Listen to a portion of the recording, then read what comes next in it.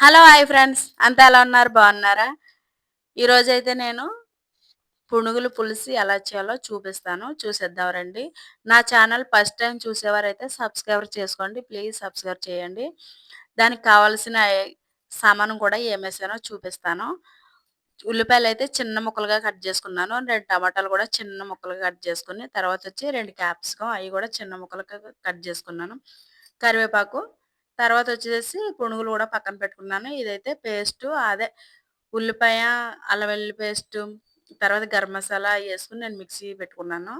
తర్వాతొచ్చేసి నేనైతే చింతపండుని ముందుగానే నానబెట్టుకొని పక్కన పెట్టుకున్నాననమాట. చింతపండు కూడా నానబెట్టుకున్నాను.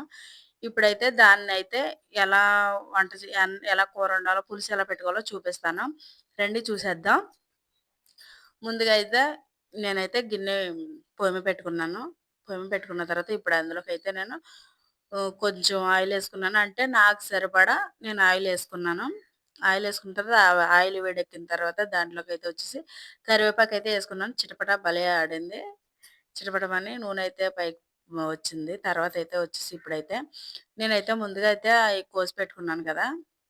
చిన్నగా ఉల్లిపాయ ముక్కలు తరిగి, ఆ ఉల్లిపాయ ముక్కలైతే ఏసుకొని, దాన్నైతే ఉల్లిపాయ ముక్కలైతే కొద్దిగా కలర్ చేంజ్ అయ్యేంత వరకు కూడా ఏపుకుందాం.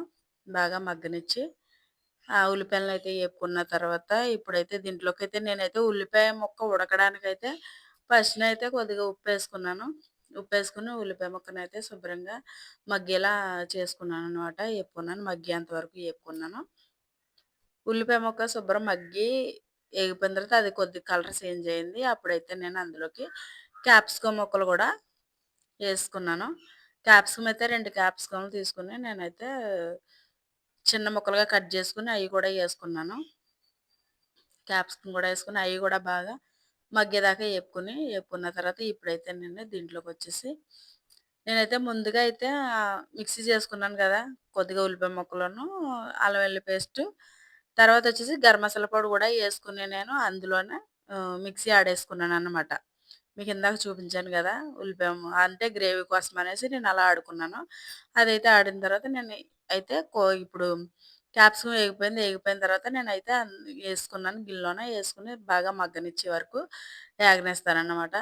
అంటే పచ్చివాసన పోయేంత వరకు కూడా అది అటు ఇటు కలుపుకుంటాను. బాగా పచ్చివాసన పోయేదాకా ఏపుకున్న తర్వాత ఇప్పుడైతే దాంట్లోకొచ్చేసి కొద్దిగా అదే కొద్దిగా పసుపు కూడా మనం ఏసుకోవచ్చన్నమాట. కొద్దిగా పసుపేసుకొని కలరయితే చేంజ్ అవుతది. పసుపు కలర్‌లోకి మనకు నూనె ఏగినప్పుడైతే పసుపేసుకుంటే రంగు బాగా వస్తదన్నమాట. కలరయితే పసుపు రంగు బాగా పడతదని. అందుకనేసి నేను అలా ఏసుకున్నాను. తర్వాతొచ్చేసి టమాటాలన్నమాట. నేను 2 టమాటాలేసుకున్నాను కదా! ఆ 2 టమాటాలయితే అయ్యే ముక్కలు కోసుకొని మళ్ళీ ఏసుకున్న తర్వాత ఏగాయి. ఇయయితే మగ్గనిచ్చిన టమాటా కూడా మగ్గిపోయిన తర్వాత నేనైతే ఇందులోకొచ్చేసి ఇప్పుడు ఆహ్, కారం అయ్యి ఏసుకోవాలి కాబట్టి నేనైతే కారం అయ్యి ఎన్ని స్పూన్‌లేసుకోవాలో ఏంటో చూపిస్తాను. దీంట్లోకొచ్చేసైతే కారం అయితే నేను 3 స్పూన్లు కారం ఏసుకున్నాను. 3 స్పూన్లు కారం ఏసుకున్న తర్వాత ఇందాక ఉప్పేసాను గాబట్టి ఉప్పు గూడా ఎక్కువ అవసరం లేదు. సరిపడా ఉప్పయితే యేసుకుంటాను. ఉప్పు గూడా యేసుకున్న తర్వాత దీంట్లోకైతే నేను ముందుగానే నానబెట్టుకొని పెట్టుకున్నాను కదా! చింతపండు. ఆ చింతపండు గూడా శుభ్రం పిసికేసుకొని చింతపండునయితే పోసుకున్నాను అందులోన చెయ్యి అడ్డుపెట్టుకొని. చింతపండు పోసేసుకున్న తర్వాత ఇప్పుడైతే దానికి మనకు పులుసుకి ఎంతవరకైతే సరిపోద్ది అని మనకనిపిందో అంతవరకైతే నేను పెట్టుకున్నాను పులుసు. పులుసు పెట్టేసుకున్న తర్వాత ఇప్పుడైతే దానికి మనకి ఇది పులుసు సరిపోద్ది అని అనుకునేటప్పుడు నేనైతే ఇంకా ఆఫ్ చేసేసాను. పులుసు పోసుకున్న తర్వాత శుభ్రం ఒకసారి గరిటెట్టుకొని కలుపుకున్నానన్నమాట. ఎందుకంటే నేను కారం అయి ఏసాను గదా! ఉండగట్ట కడతదనేసేసి.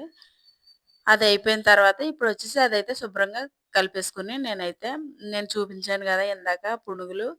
ఆ పునుగులైతే పెసర పునుగులన్నమాట అయ్యి. ఆ పునుగులైతే ఇప్పుడైతే నేను ఈ చింతపండు పులుసులో యేసుకుంటాను. యేసుకున్న తర్వాత 10, 15 నిమిషాల దాకా మనం అయితే దాన్ని మరగనివ్వాల బాగాన. బాగా మరిగేదాకా మనం అయితే మూత పెట్టుకొని ఒక 10, 15 నిమిషాల్లో అయితే మరిగిపోద్ది. పులుసయితే ఎక్కువ టైం గూడా అవసరం ఉండదు మనకైతే. ఇప్పుడొచ్చేసైతే నేను మళ్ళీ పులుసు సాల్లేదనేసి కొద్దిగా యేసుకున్నానన్నమాట. పులుసయితే తక్కువ అనిపించింది నాకు. అందుకని మళ్ళీ కొంచెం చింతపండు పిసికి మళ్ళీ పోసాను చింతపండు పులుసు. ఆ తర్వాతొచ్చేసి కూరైతే ఇప్పుడు మనకి